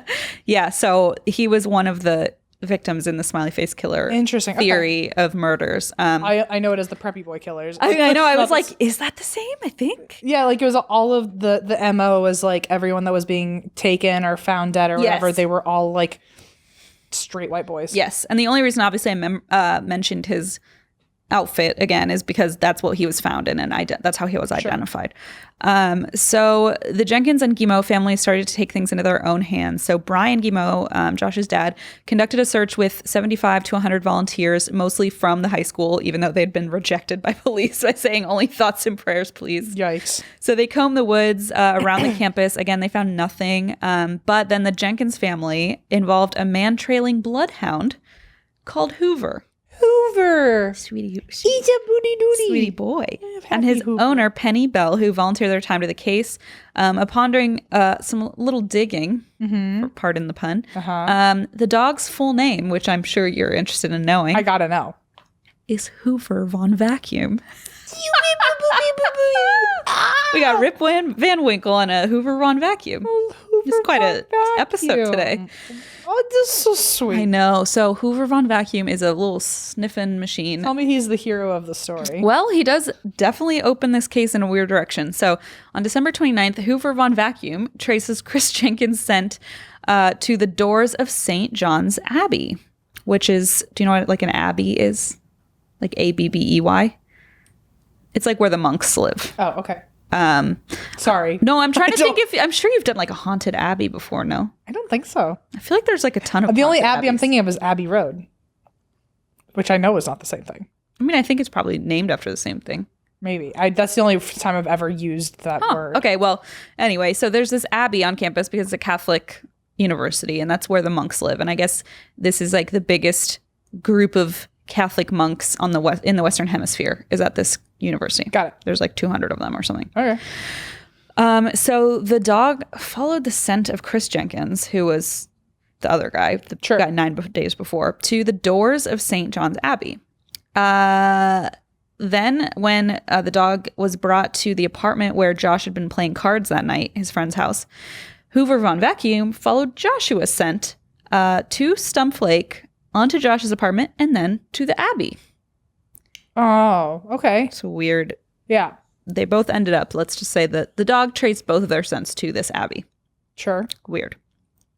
So the weird thing, there's a lot of weird things, but the fact that Chris Jenkins' scent was found at the Abbey is strange because he was at a bar near the University of Minnesota when he disappeared, and that was an hour and 12-minute drive away from this Abbey. So it's weird that this dog would have like picked up on the scent and walked straight to the Abbey. It's just like a strange thing because it's over an hour away.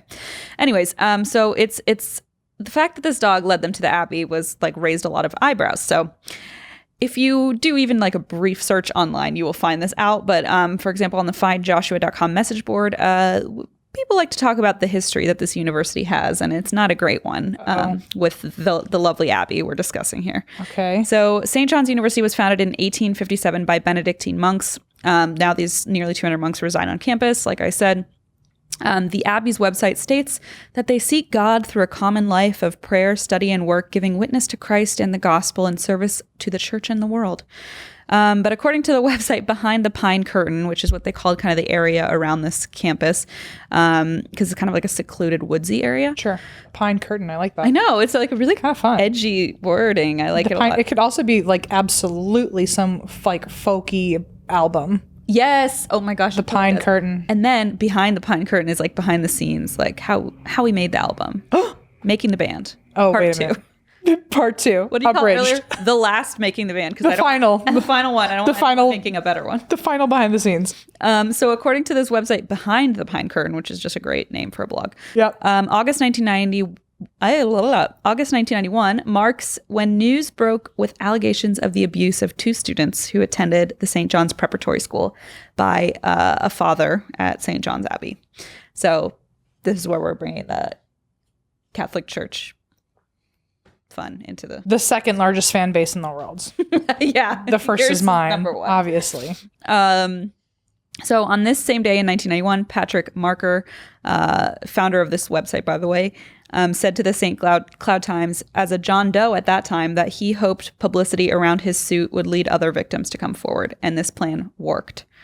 So Marker is currently aware of over 230 victims of sexual misconduct by the monks at this abbey. Great. Mm-hmm. That's awful. And at the time, he went on to say that he believes the numbers of abusers that St. John's Abbey knows about may total at least 50 separate people altogether. Holy shit. Yeah.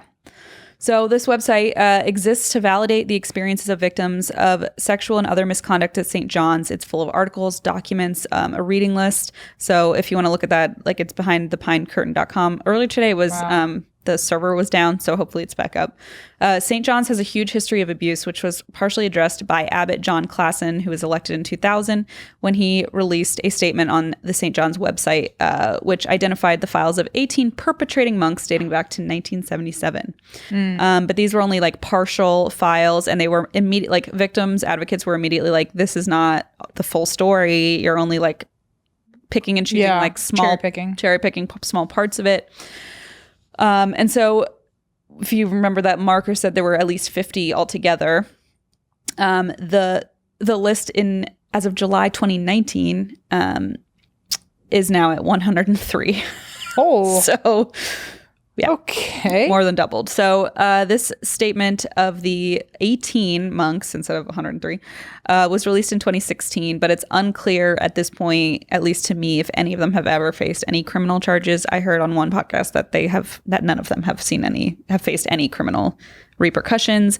And like, if you know the history of the Catholic Church at all, typically what happens in these cases, or at least historically, they just got moved, bopped around, and and then just do the same thing somewhere else. And then when they get caught, they just transfer somewhere else. Mm-hmm. Yeah. So, yeah. So that just gives Did you ever watch Spotlight?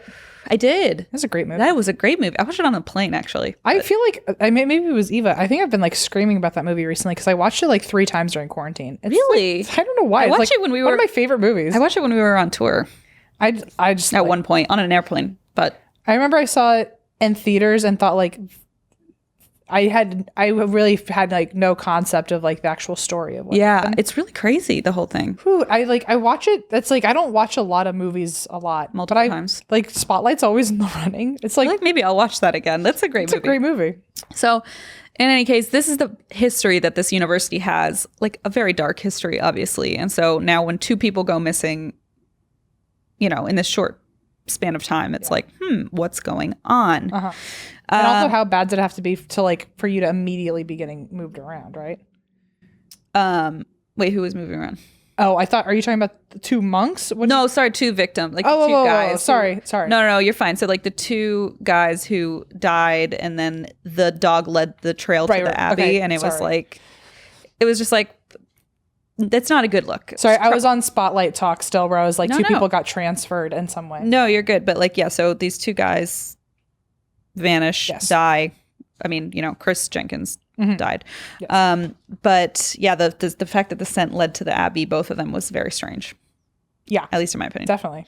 So anyway, let's go back to Hoover von Vacuum forever. So Hoover von Vacuum was following the scent of both Chris and Josh to the Abbey. And when the dog showed interest in pursuing the scent further into the Abbey, because the dog indicated that like it needs to go now inside, the search team was denied access. What a shock. Why? Well, because of what I just told you. I know. 103L. I know, but it's like, anyway. Yeah. It's really not a good look, but I guess they can do that. So great. I'd follow that dog anywhere. Yeah. To be clear. Oh, absolutely. But also like the dog knows. Okay, what happens next? So it was a week after the team were denied access, so January 5th, which is approximately 3 months after Josh's disappearance, that they were finally given permission to enter the Abbey. So basically, they had a week to clean up or hide anything. Prep, whatever they needed to. Exactly. So Hoover von Vacuum is back at the Abbey. Hoover von Vacuum is vacuum. Is back in action. The vacuum is vacuum. So they were given permission finally, and Hoover picks up Josh's scent at the very rear of the large building. Okay, at least it's helpful. At least it didn't, still there. They didn't swiffer it all up yet. They couldn't clean. They couldn't fast enough or whatever.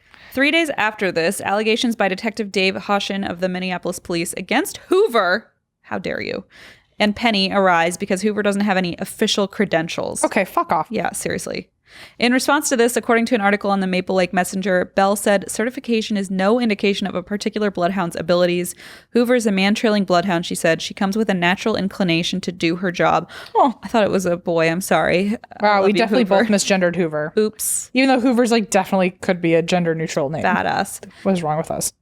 All she learns from training is the ritual of procedure. Why should I, as a human, be judging her ability to do her job? I'd rather go out and help a family than say it can't be done. Right. And according to the same article, Todd Burrell of the Maple Lake Fire Department was also present during the search and said, I was very impressed with the dog handler and the dog and very unimpressed with the Stern County Sheriff's Department. All right. Well, at least you've got someone on your side. Exactly. So this being said, the credibility allegation succeeds, and they basically kicked them out of the Abbey. And the university also said pets aren't allowed. Ew. And they're like, okay, but it's like a man-trailing bloodhound. And they're like, yeah, but she doesn't have credentials, so she's not allowed. That's kind of how they kicked them out. So they're just like trying to find any excuse at this point. Yeah. And it's working, unfortunately. So on January 18th, the whole private investigation came to a halt when St. John's then instated the rule, that pets were not allowed. I did just say that, sorry. And since she wasn't credentialed, she counted as a pet. How dare you? That's awful. Sorry. No, you're good. The Hoover von Vacuum team were asked to leave because they had not coordinated through the sheriff's department. And the Guimond family was notified that private searches could be conducted as long as the head abbot of St. John's was notified prior to the search, which is like, okay, that defeats the freaking purpose, but whatever. So they searched the lake again, couldn't find anything. And again, this is not a very big lake, so you'd think they would have found something with multiple searches.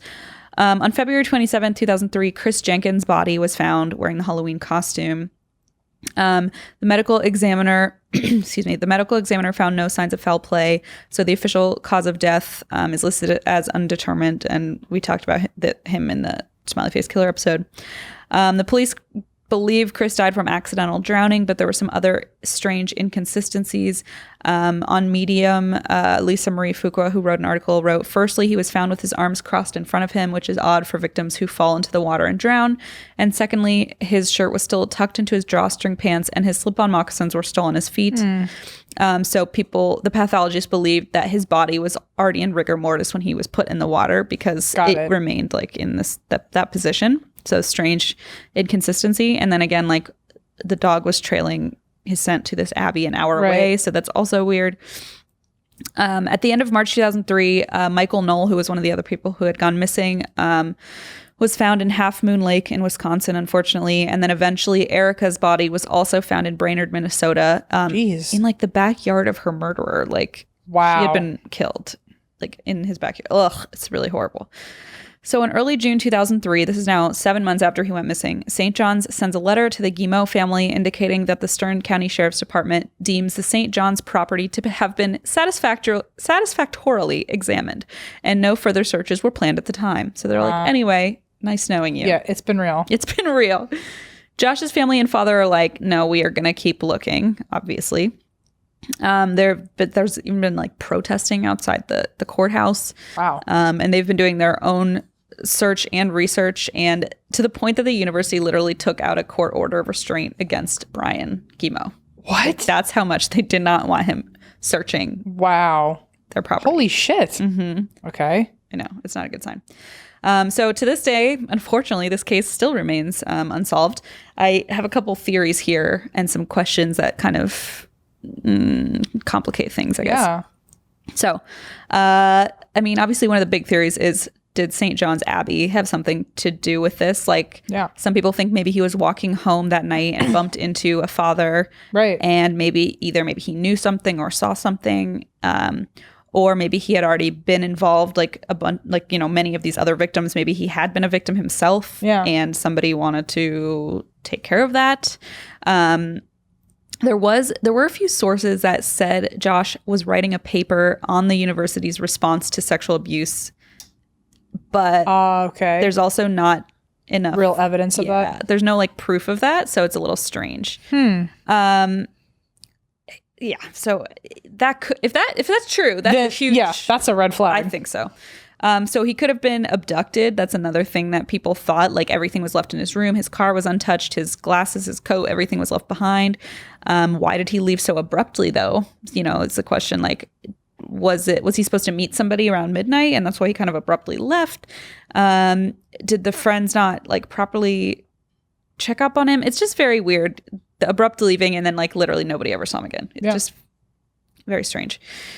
And again, like, it wasn't a huge party. It was like 10 people. It's not like there was a huge party going on and he slipped away. He was just like drinking with the guys. And then just was like, I'm going to the bathroom. And then just like never came back. So just strange. Super weird. Mm-hmm.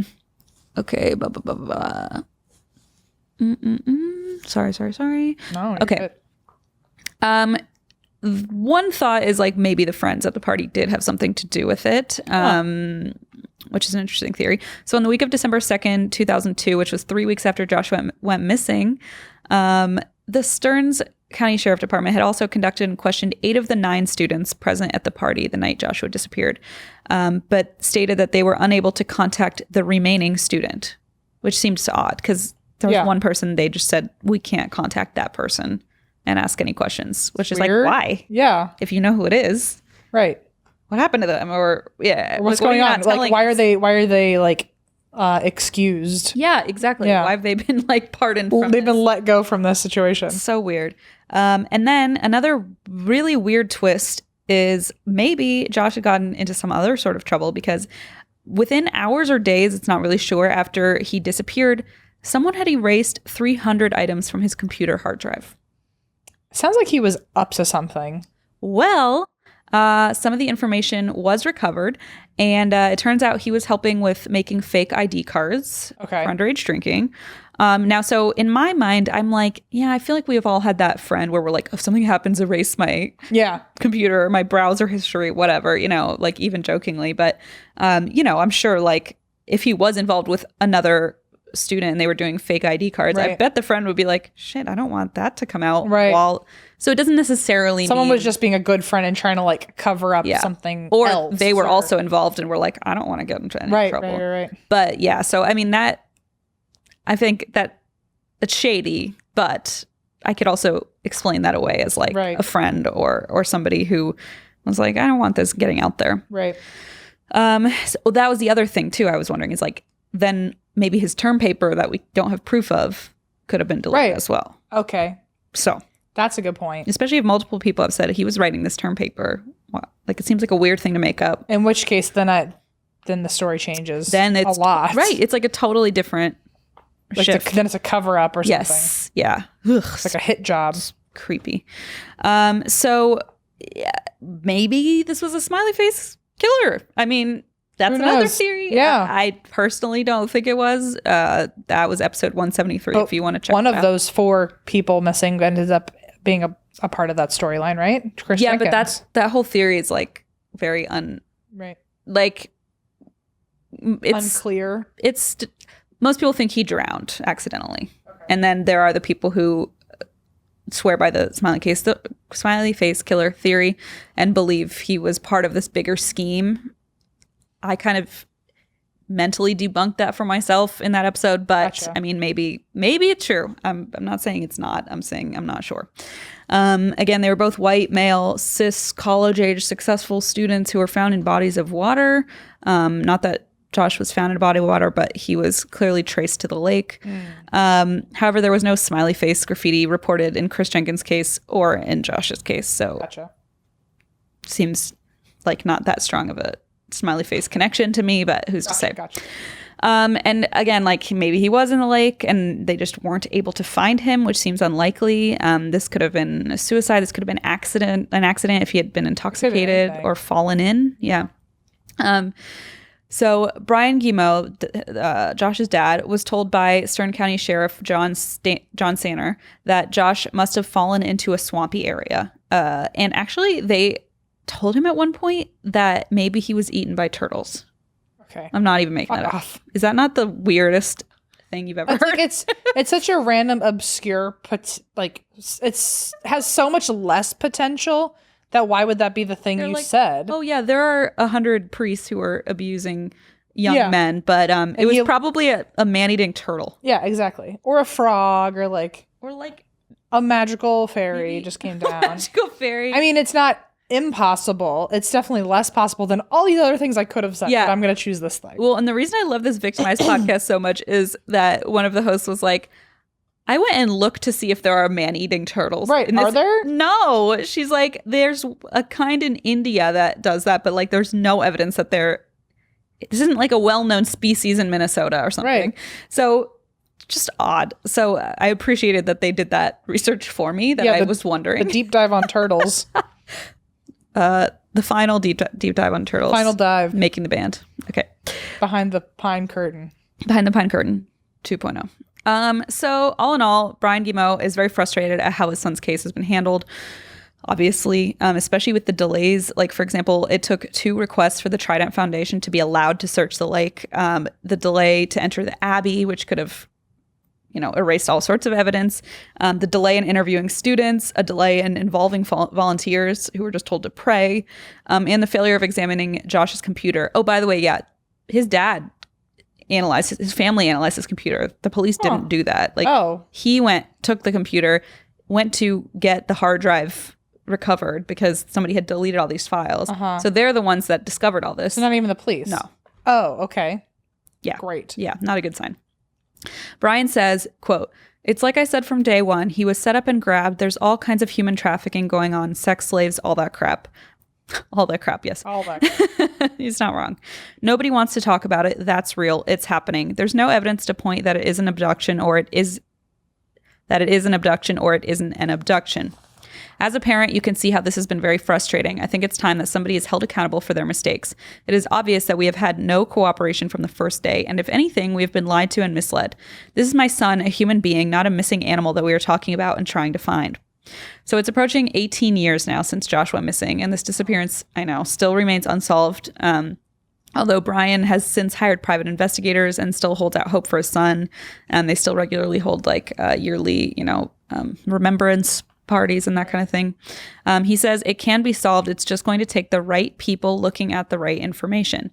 So if you do want to find out more information about the case, or if you do have any information, this is also not a widely spread story. I didn't know about it before researching it.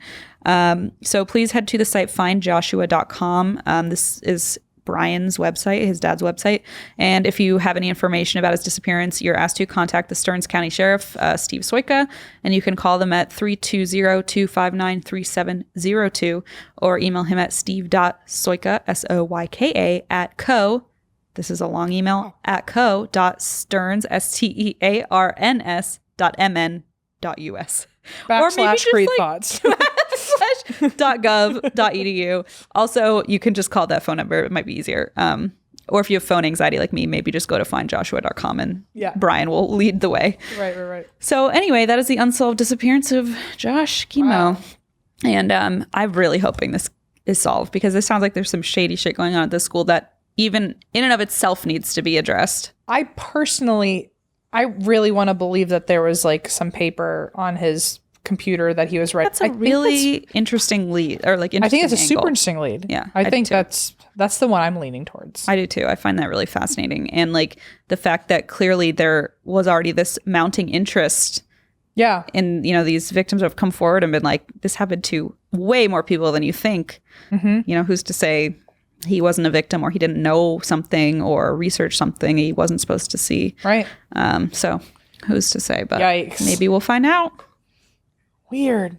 All right. Well, fingers crossed that things go well. I hope so. If we have any updates, I will let you know. Oh, thank you guys for putting up with such a long episode. Thank you guys for putting up with us. Thank you for putting up with us. I'm putting up with a little lemon. Little lemon. Little lemon. Little lemon. Little lemon. Little lemon. Yeah. Yeah. Yeah. Okay. Making the band. Behind the pine curtain. Little lemon in the pine curtain. Wait a minute. That was great. Write that down. Okay. Thank you guys, and sorry.